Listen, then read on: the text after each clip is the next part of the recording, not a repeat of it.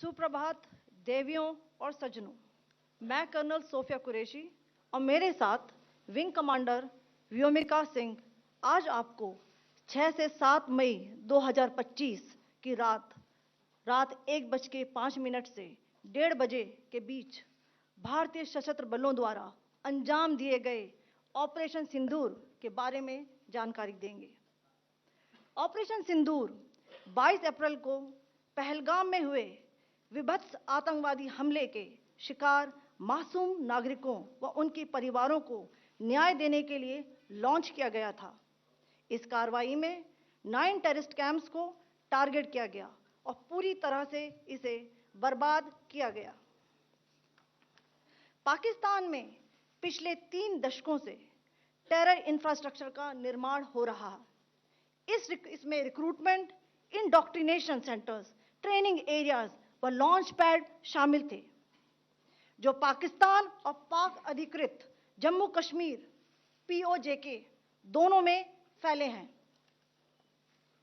Operation Sindoor was launched by Indian Armed Forces to deliver justice to the victims of Pahalgam terror attack and their families.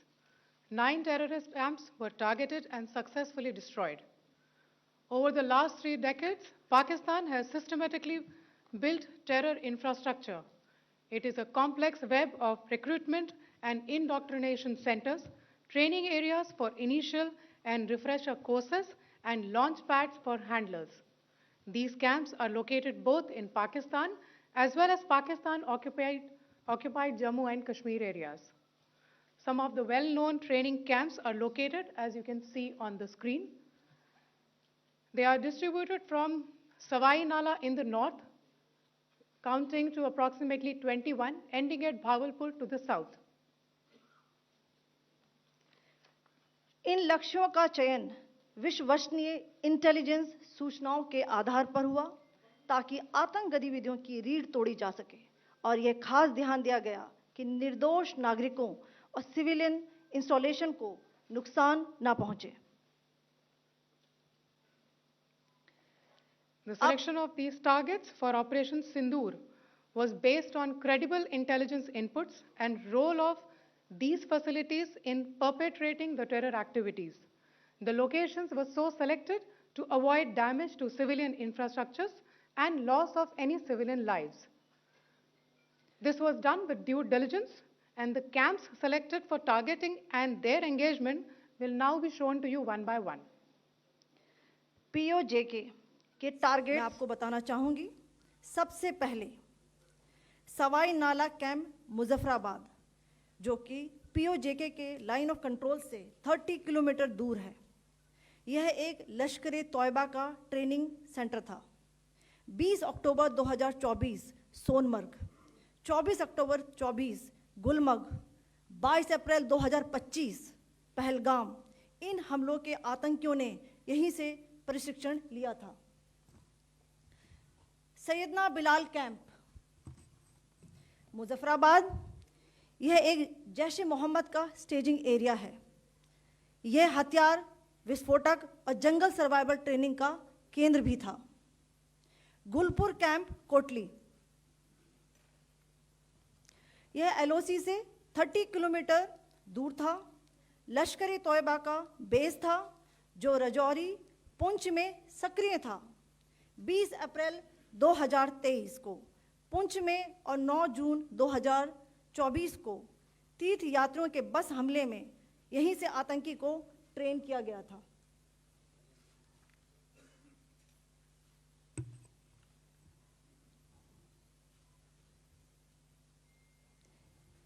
Barnala camp बिंबर, यह LOC से 9 kilometre दूर है। यहाँ पर हथियार, handling, IED व जंगल survival का प्रशिक्षण केंद्र था। अब्बास कैंप कोटली,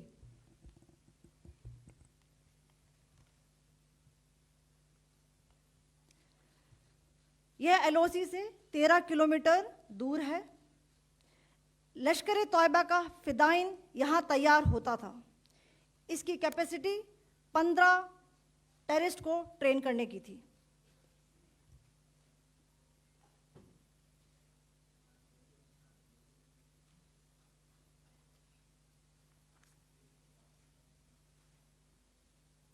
अब मैं पाकिस्तान के अंदर के टारगेट से अवगत कराना चाहूंगी। पहला, सर्जिकल कैंप सियालकोट। यह अंतर्राष्ट्रीय सीमा से 6 किलोमीटर की दूरी पर है, सांबा कठुआ के सामने।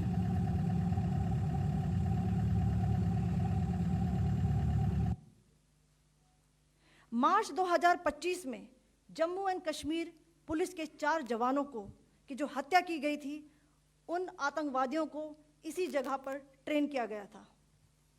दूसरा, महमूना जाया कैंप सियालकोट। यह 18 से 12 किलोमीटर आईबी से दूर था। हिजबुल मुजाहिदीन का बहुत बड़ा कैंप था। यह कठुआ जम्मू क्षेत्र में आतंक फैलाने का नियंत्रण केंद्र था। पठानकोट एयरफोर्स बेस पर किया गया हमला भी इसी कैंप से प्लान और डायरेक्ट किया गया था। मरकज ताइबा मुरीद के, यह आईबी से 18 से 25 किलोमीटर दूरी पर है। 2008 के मुंबई हमले के आतंकी भी यहीं से प्रशिक्षित हुए थे। अजमल कसब व डेविड हेडली भी यहां ट्रेन हुए थे।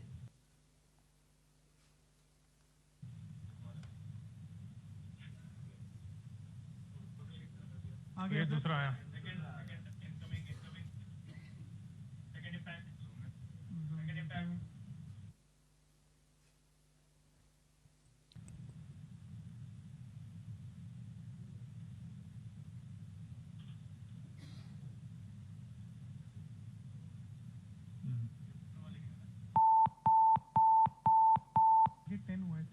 टारगेट 10 हुआ, एंक्लोजर सेम ही है। 7 it is hit the target. हाँ हाँ।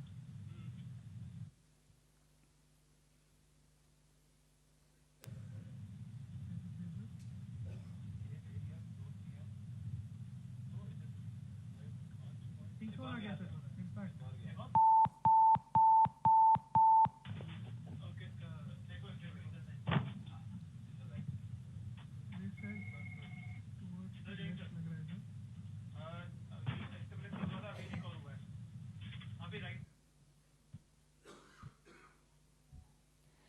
मरकज सुभान अल्लाह भावलपुर, यह इंटरनेशनल बाउंड्री से 100 किलोमीटर दूर है।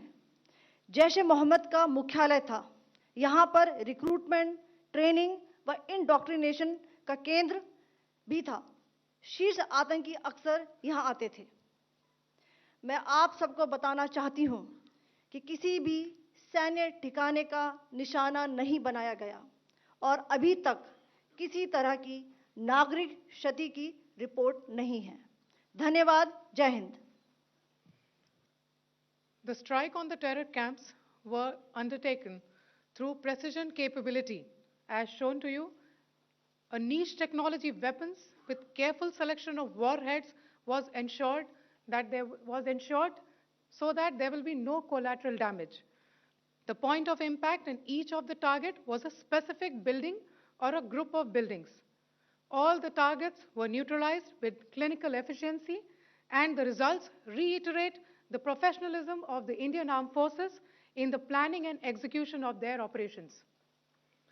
No military establishments were targeted. India has demonstrated considerable restraint in its response. However, it must be said that the Indian Armed Forces are fully prepared to respond to Pakistani misadventures, if any, that will escalate the situation. Jai Hind, and thank you very much.